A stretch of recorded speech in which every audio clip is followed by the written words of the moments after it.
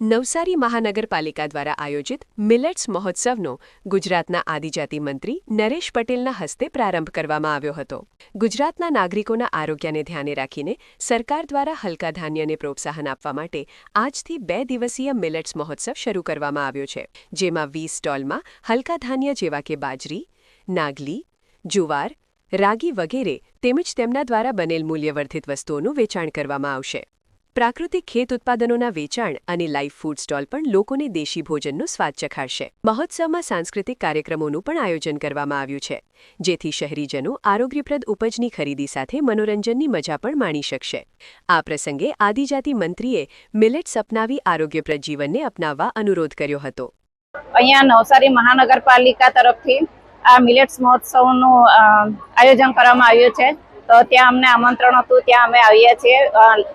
મારું ખાસ તો નાગલી પર છે।